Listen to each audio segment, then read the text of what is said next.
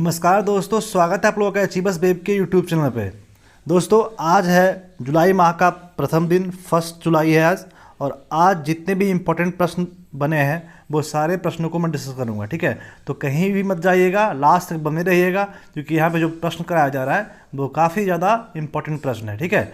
तो आप लोग लास्ट तक अवश्य देखिएगा और वीडियो अच्छा लगे तो वीडियो को लाइक करना है और यार दोस्तों में इसे शेयर भी करना है, ठीक है। और जो लोग हमारे चैनल पर न्यू जुड़े हैं उनसे मेरा रिक्वेस्ट है, प्लीज़ चैनल को सब्सक्राइब कर दे, ठीक है। सब्सक्राइब करके ये जो आइकन का साइन है ना, बेल आइकन का साइन, इसको टैप कर दे, जिससे क्या होगा, हमारे तरफ से जो भी न्यू वीडियोस आएगा उसका अपडेट सबसे पहले आपको चला जाएगा, ठीक है।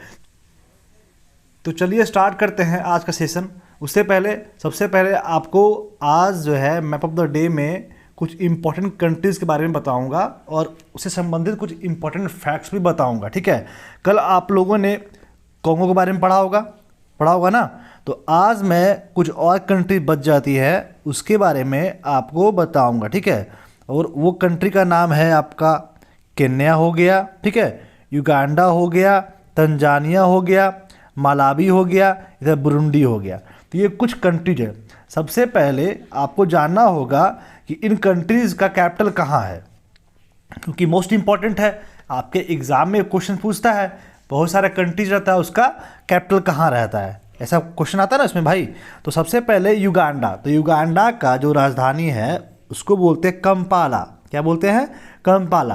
तो इन चीज़ों को आप नोट डाउन कर लीजिएगा, ठीक है, क्योंकि मेरे पास उतना स्थान नहीं है जो मैं आपको लिख पाऊँ और आपको क्लियर तरीके से दिखा पाऊँ, ठीक है। तो युगांडा का राजधानी हो गया कंपाला।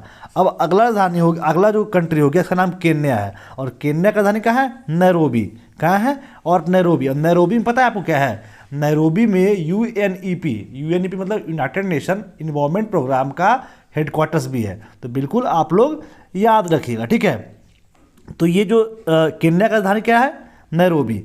अब अगला कंट्री का नाम है तंजानिया। तंजानिया का कैपिटल का नाम क्या है? डोडोमा, ठीक है। क्या नाम है? डोडोमा, ठीक है। तो डोडोमा जो नाम है वो तंजानिया का कैपिटल का नाम है। अब अगला कंट्री का नाम है मालावी। और मालावी का जो कैपिटल है उसको बोलते हैं लिलोंगे, ठीक है। LILONGWE आप लोग लिख लीजिए, ठीक है। मालावी का कैपिटल का नाम है लिलोंगे, ठीक है। अब कोई और कंट्री बचता है? नहीं। तो इतना कंट्री, युगांडा, केन्या, तंजानिया और मालावी, तो ये कुछ कंट्री है। प्लस में एक और कंट्री है, इसका नाम बुरुंडी है, ठीक है। तो बुरुंडी का जो कैपिटल है उसको बोलते हैं बुजुम्बुरा, ठीक है। तो बुजुम्बुरा जो है वो बुरुंडी का कैपिटल है, ठीक है। तो आप लोग सबसे पहले जितने भी मैं कंट्री का नाम बताया हूँ, प्लस में जितने कंट्रीज़ का कैपिटल का नाम बताया हूँ, वो सारा आप नोट डाउन कर लीजिए। अब कुछ इंपॉर्टेंट और फैक्ट्स है जो आपको बिल्कुल याद होना चाहिए, ठीक है। तो केन्या के पास में आपका दो जो है बहुत बड़ा हाईएस्ट पीक है, ठीक है, चोटी है, मतलब आपके अफ्रीका की सबसे ऊंची चोटी जिसको बोलते हैं माउंट किलिमंजारो। माउंट किलिमंजारो जो है वो भी कहाँ है? केन्या के पास में ही है, ठीक है। उसके बाद एक है माउंट केन्या, ठीक है। माउंट केन्या जो है वो सेकेंड हाईएस्ट पीक है आपका अफ्रीका कॉन्टिनेंट का। तो दो जो हो गया इंपॉर्टेंट पूरे विश्व के, अफ्रीका की सबसे ऊंची चोटी जो है वो माउंट किलिमंजारो है, ठीक है। और माउंट केन्या जो है वो सेकेंड हाईएस्ट चोटी है आपका अफ्रीका कॉन्टिनेंट का। तो बिल्कुल आप लोग याद रखिएगा। माउंट किलिमंजारो का ऊंचाई हो गया 5895 और माउंट केन्या क्या हो गया? 5199। तो आप बिल्कुल याद रखिएगा, ठीक है। उसके बाद क्या है कि आपको याद रखना पड़ेगा लेक विक्टोरिया। आपको दिख रहा होगा लेक विक्टोरिया। तो लेक विक्टोरिया कहाँ पड़ता है? तो प्रश्न आएगा कि लेक विक्टोरिया से कौन कौन सा कंट्री टच करता है? तो युगांडा टच करता है, केन्या करता है और तंजानिया करता है। तो ये तीन कंट्रीज़ के बॉर्डर पे ही आपका यहाँ पे दिख रहा होगा, यहीं पे आपका लेक विक्टोरिया है, ठीक है। लेक विक्टोरिया किस कंट्री के पास में है? युगांडा, केन्या और तंजानिया। अब मोस्ट इंपॉर्टेंट चीज़ जो है वो यहाँ पे आपको ज़ैंज़िबार दिख रहा होगा। तो ज़ैंज़िबार जो है वो आइसलैंड है और यहीं पे एक आइसलैंड का नाम है पेम्बा। तो पेम्बा और ज़ैंज़िबार जो आइसलैंड है, जो कि वर्ल्ड का 90% इलायची का उत्पादन यहाँ होता है, ठीक है। इसी को बोलते हैं, जो ज़ैंज़िबार है उसको बोलते हैं क्लोब आइसलैंड। क्या बोलते हैं? Globe Iceland. तो ये कुछ इंपॉर्टेंट फैक्ट्स थे जो कि युगांडा, आपका केन्या, तंजानिया, मलावी, ठीक है, ये सारे के बारे में था। ठीक है, उसके बाद कुछ और प्रश्न आते हैं। प्रश्न क्या आते हैं कि आपका इक्वेटर जो गुजरा है आपका अफ्रीका कॉन्टिनेंट से, वो किस किस कंट्री को टच करता है। तो आपको पता होगा केन्या को कर रहा है भाई, युगांडा को कर रहा है, और किसको कर रहा है, और किसी को कर रहा है, तो केन्या और युगांडा। बाकी इधर तो कर ही रहा है जो मैं ही बताया हूँ, केन्या और युगांडा। उसके बाद आपका डेमोक्रेटिक रिपब्लिक ऑफ कॉन्गो कर रहा है, करता है ना।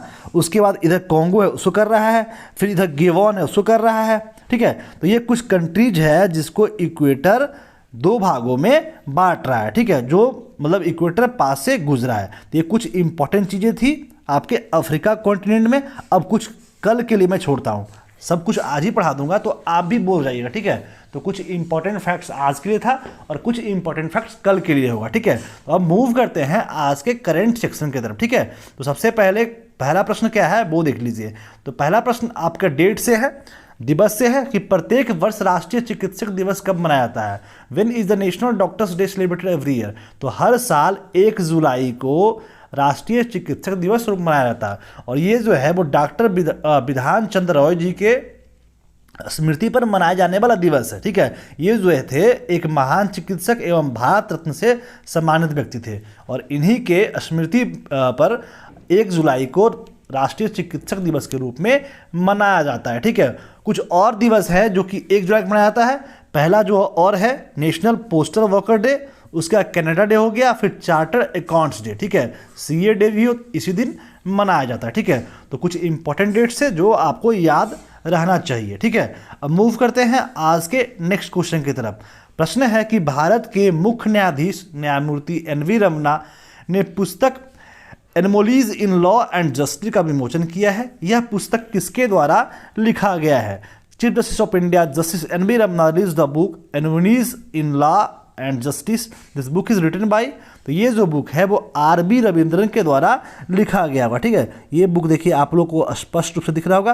तो ये आर.बी. रविंद्रन के द्वारा ये बुक को लिखा गया है, और ये जो है एन.वी. रमन्ना जी हैं। ठीक है, अभी रिसेंटली अपॉइंट हुए हैं हमारे देश के न्यायाधीश के रूप में, मुख्य न्यायाधीश के रूप में। ठीक है, तो जस्टिस एन.वी. रमन्ना जो है सुप्रीम कोर्ट के पूर्व न्यायाधीश आर.बी. रविंद्रन की पुस्तक anomalies in law and justice का विमोचन किए हैं। पुस्तक आम आदमी को यह समझाने का एक प्रयास है कि कानून और कानूनी प्रणाली अभी भी विकसित हो रही है, और यह लंबे समय से सिस्टम में बनी हुई समस्याओं को हल करने के लिए और अधिक महत्वपूर्ण सोच की आवश्यकता है। ठीक है, तो ये पुस्तक आर.बी. रविंद्रन के द्वारा लिखा गया है, जिसका विमोचन किया गया किसके द्वारा, एन.वी. रमन्ना जो हमारे देश के मुख्य न्यायाधीश है। ठीक है, अब मूव करते हैं अगले प्रश्न की तरफ। अगला प्रश्न है कि हाल ही में मलयालम फिल्म उद्योग के दिग्गज निर्देशक छायाकार राष्ट्रीय पुरस्कार विजेता का हाल ही में निधन हो गया, उनका नाम क्या था। Recently the veteran director cinematography of the Malayalam film industry national award winner passed away recently, what was his name. तो इनका नाम सीवन था। ठीक है, तो आप लोग को दिख रहा होगा, ये जो है इनका वृद्ध अवस्था का फोटो है, और ये जो है इनके यंग अवस्था का फोटो है। तो आपका सीवन जी हैं, ये जो है मलयालम फिल्म उद्योग के दिग्गज निर्देशक छायाकार थे। ठीक है, और इन्हें राष्ट्रीय पुरस्कार मतलब इन्हें 3 बार राष्ट्रीय पुरस्कार से सम्मानित किया जा चुका था। तो काफ़ी उपलब्धि हासिल करके रखे हुए हैं ये। इनका नाम क्या है, सीवन। ठीक है, तो आप लोग बिल्कुल याद रखिए, प्रश्न आपके एग्जाम में आ जाएगा कि सीवन जो थे वो उनका हाल ही में निधन हो गया, यह किस क्षेत्र से संबंधित थे। ठीक है, तो ऑप्शन आपका आ जाएगा फिल्म जगत, अगला ऑप्शन आ जाएगा राजनीति, अगला ऑप्शन आ जाएगा विज्ञान। तो आपको सेलेक्ट करना है कि कौन सा ऑप्शन इस प्रश्न के लिए सही होगा। ठीक है, अब मूव करते हैं अगले प्रश्न की तरफ। अगला प्रश्न है कि अमेरिकी राष्ट्रपति जो बाइडेन की सरकार ने भारत में किसे अमेरिका का अंतरिम राजदूत नियुक्त किया है। Who has been appointed as the US interim ambassador to India by the government of US president Joe Biden. तो अतुल कश्यप जी को, ये रहे अतुल कश्यप जी, और इन्हें जो है जो बाइडेन सरकार के द्वारा भारत में अमेरिकी अंतरिम राजदूत के रूप में नियुक्त किया गया। ठीक है, इंतरिम एम्बेसडर के रूप में नियुक्त किया गया, क्या नाम इनका, अतुल कश्यप। ठीक है, अब मूव करते हैं नेक्स्ट क्वेश्चन की तरफ। अगला प्रश्न है कि निम्नलिखित में से किसने नई दिल्ली में औपचारिक रूप से आयकर अपीलीय न्यायाधिकरण ITAT द्वारा का ई फाइलिंग पोर्टल लॉन्च किया है। ये पोर्टल का नाम है ITET ई-द्वार, और ये जो है किसके द्वारा लॉन्च किया गया है? Who among the following has formally launched e filing portal of the income tax appellate tribunal ITET ई-द्वार इन न्यू दिल्ली। तो ये जो है वो रविशंकर प्रसाद के द्वारा, जो हमारे देश के केंद्रीय कानून और न्याय संचार और इलेक्ट्रॉनिक्स एवं IT मंत्री हैं, इनके द्वारा ये पोर्टल जिसका नाम है ITET ई-द्वार पोर्टल लॉन्च किया गया। ठीक है, ये पोर्टल लॉन्च करने का उद्देश्य क्या है? ठीक है, ये आपको जानना होगा। तो ये पोर्टल का लॉन्च करने का उद्देश्य IT के दिन प्रतिदिन के कामकाज में पहुंच, जवाबदेही और पारदर्शिता को बढ़ाना इसका उद्देश्य। ठीक है, इसके ट्रांसपेरेंसी को बढ़ाने इसका उद्देश्य। ठीक है, इससे न केवल कागज के उपयोग में बचत और लागत बचत होगी, बल्कि कई मामलों के निर्धारण और युक्तिकरण भी इससे आसानी तरीके से त्वरित और जल्दी निपटा सकते हैं। ठीक है, तो इस पोर्टल का नाम है क्या?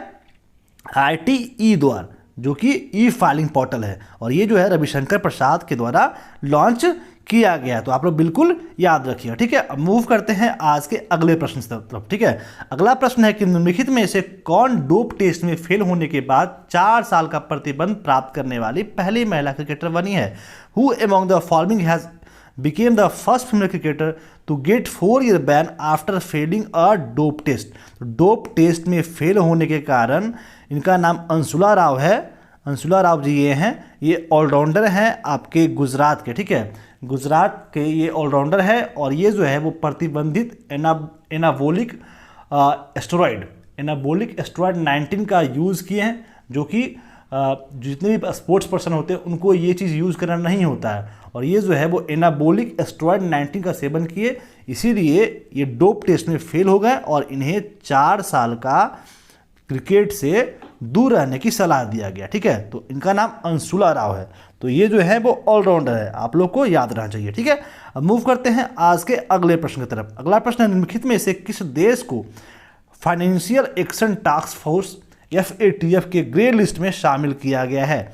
विच the following country has been included in the grey list of financial action task force FATF। सबसे पहले ये FATF है क्या? FATF है क्या? सबसे पहले आपको ये जानना होगा। तो FATF का फुल फॉर्म होता है financial action task force. Financial action task force यह जो है एक इंटर गवर्नमेंट ऑर्गेनाइजेशन है। ठीक है, यह जो है एक इंटर गवर्नमेंट आपका ऑर्गेनाइजेशन है, जो कि 1989 में इसे बनाया गया था, और इसका हेडक्वार्टर्स फ्रांस की राजधानी पेरिस में है। तो सबसे पहले यह जो है एक इंटर गवर्नमेंट ऑर्गेनाइजेशन है, और ये जो था वो 1989 बनाया गया, और इसकी हेडक्वार्टर्स फ्रांस की राजधानी पेरिस में है। तो मोस्ट इंपॉर्टेंट बात है, जो इसका बेस है वो आप जान गए। ये संस्था जो था क्यों बनाया गया? ये प्रश्न उठता है कि संस्था को बनाया ही क्यों गया था? तो ये संस्था दुनिया भर में आतंकी संगठनों की फंडिंग यानी आर्थिक मदद करने वाले देशों पर नज़र रखती है, जो कि हर साल में इसकी 3 बार मीटिंग होता है। ठीक है, 3 बार इसका मीटिंग होता है।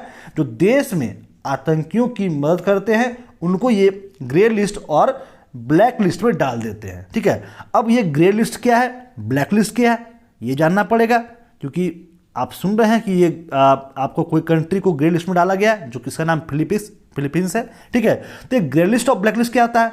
तो ग्रे लिस्ट में उन देशों को शामिल किया जाता है जिस पर टेरर फंडिंग या मनी लॉन्ड्रिंग के आरोप लगते हैं। ठीक है, जिस पर टेरर फंडिंग या मनी लॉन्ड्रिंग का केस होता है, उसी कंट्री को ग्रे लिस्ट में डाला जाता है। ठीक है, और ग्रे लिस्ट में डालने से क्या हो सकता है, क्या नुकसान इससे हो सकता है?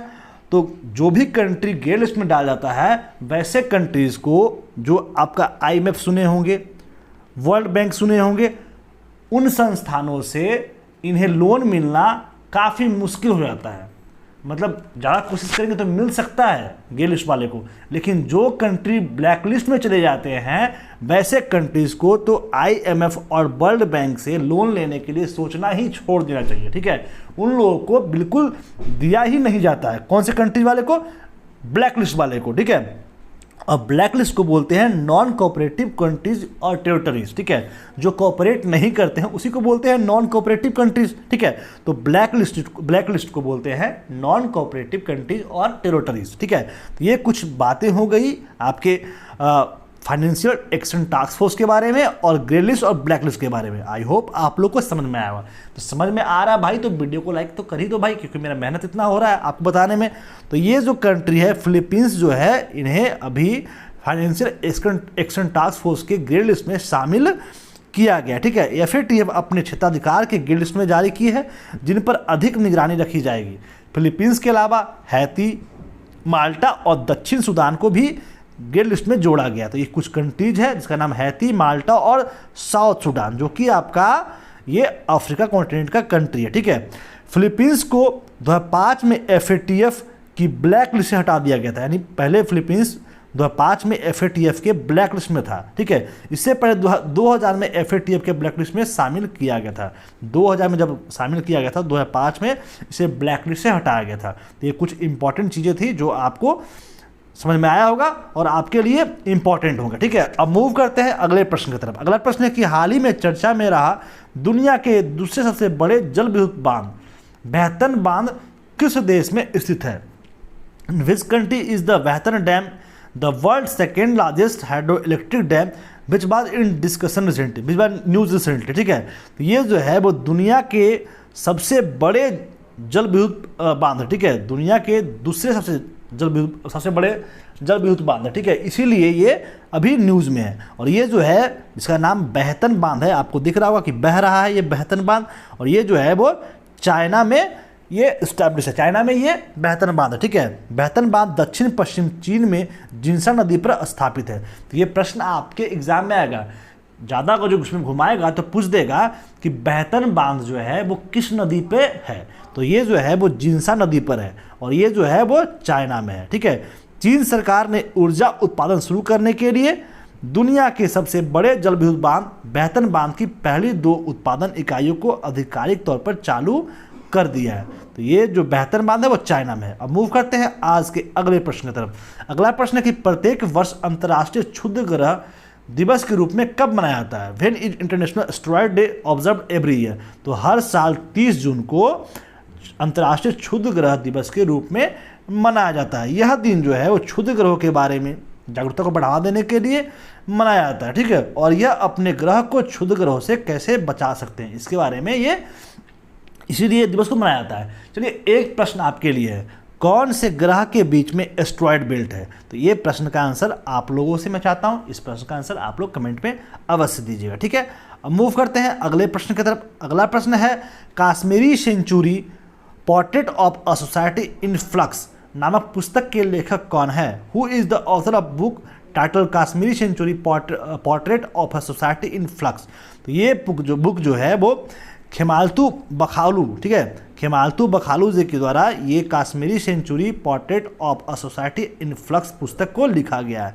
खेमाल्तू बखालू द्वारा लिखित पुस्तक Kashmiri century portrait of a society in flux जो है वो लिखा गया। ठीक है, और यह जो लेखिका है एक राजनीतिक नेता और एक सामाजिक कार्यकर्ता है जिन्होंने पिछले 50 वर्ष को जम्मू और कश्मीर के लोगों को बेहतर बनाने के लिए अपनी कई प्रतिभाओं का उपयोग करने के लिए समर्पित किया। ठीक है, तो ये जो है बुक का नाम है Kashmiri century portrait of a society in flux और ये जो है खेमाल्तू बखालू जी का खेमलता बखालू, खेमलता माफ़ कीजिएगा, खेमलता बखालू के द्वारा ये पुस्तक को लिखा गया। ठीक है, अब मूव करते हैं आज के अगले प्रश्न की तरफ। अगला प्रश्न है फिल इन द ब्लैंक्स ने भारत के लिए एक नई शिकायत अधिकारी के रूप में जेरेम केंसल नियुक्त की घोषणा किया है। Who has announced the appointed of Jeremy Kessel as the new grievances officer for India? तो ये ट्विटर जो है, ट्विटर के द्वारा भारत के लिए नए शिकायत अधिकारी के रूप में जेरेमी केसल को नियुक्त किया गया। तो आप लोग बिल्कुल याद रखिएगा। अब मूव करते हैं question of the last day की तरफ। ठीक है, जिस प्रश्न को आपसे कल पूछा गया था और उस प्रश्न का आंसर 2-3 लोग के द्वारा, काफ़ी शर्म की बात है कि अगर जो 50-60 लोग या 20 लोग या 30 लोग या जितने भी लोग 2 लोग ये देखते हैं तो 1 लोग आंसर देते हैं। ठीक है, मतलब कहने का मतलब हुआ कि जितने लोग देते हो भाई सारे लोग आंसर दे दिया करो ना यार। वीडियो को देखते हो लेकिन आंसर नहीं देते हो, कितनी शर्म की बात है। तो दिया करो, क्या आंसर देने से क्या होता है? कोई गलत क्राइम तो आप नहीं कर रहे हो, कोई गलत कार्य तो नहीं कर रहे हो, आप आंसर दे रहे हो, यानी आप पढ़ाई का ही तो काम कर रहे हो और आपका उद्देश्य तो पढ़ाई करना है, तो फिर क्यों नहीं आंसर देते हो? दिया करो यार, इतना मेहनत हम लोग कर रहे हैं तो इसके बदले आप मुझे क्या दे रहे हो? एटलीस्ट आंसर ही तो दे दिया करो, इससे काफ़ी हम लोग मोटिवेट होते हैं। ठीक है, तो प्रश्न क्या था कि हाल ही में मस्सर कॉस्ट ऑफ लिविंग सर्वे में असगावत को विदेशी श्रमिकों के लिए दुनिया का सबसे महंगा शहर घोषित किया गया था। सर्वेक्षण में मुंबई की रैंक क्या थी? तो मुंबई की रैंक 78 थी। ठीक है, और इस प्रश्न का आंसर निशु कुमार जी के द्वारा, रिया रियानी के द्वारा और मनीष मित्तल जी के द्वारा दिया गया था। मुझे तो याद भी है, ये दो नाम जो है वो हमेशा सुनने को मिलता है। हालांकि भाई निशु जी भी इधर रिसेंटली देने लगे आंसर, तो इसी तरीके से निशु जी हर दिन दिया कीजिए। और भी जो न्यू लोग देखते हैं या जो भी लोग पुराने लोग भी देख रहे हैं, प्लीज़ आंसर किया कीजिए। तो ये मनीष मित्तल जी का तो हमेशा आंसर आता है। तहे दिल से शुक्रिया, और रियांजलि जी को भी तहे दिल से शुक्रिया। आप लोग इसी तरीके से आंसर करते रहिए और अपने लक्ष्य की तरफ अग्रसर होते रहिए और अपने लाइफ में अच्छे मुकाम पे पहुँचे, जिससे आपके घर, आपके फैमिली, आपके जो रिलेटिव्स हैं, हम आप सारे लोग खुश हो। ठीक है, अब मूव करते हैं क्वेश्चन ऑफ द डे की तरफ। ठीक है, जो प्रश्न आपको आज के कमेंट में आंसर देना है। ठीक है, प्रश्न है कि 2021 के फुकुओका ग्रैंड पुरस्कार किसे सम्मानित किया गया है? Who has been awarded the Fukuoka grand prize for 2021? Option A R Rahman, option B Palagummi Sainath और option C Romila Thapar, option D Ramachandra Guha. तो इस प्रश्न का आंसर आप लोग कमेंट में करना है, और जो मैं प्रश्न पूछा हूँ उसका भी आंसर आप लोगों को कमेंट में करना है। ठीक है, तो आई होप आप लोग को वीडियो अच्छा लगा हो। वीडियो को लास्ट तक रहने के लिए बहुत बहुत धन्यवाद, बहुत बहुत थैंक यू, और बहुत जल्द मिलते हैं अगले वीडियो के साथ में। जय हिंद, वंदे मातरम।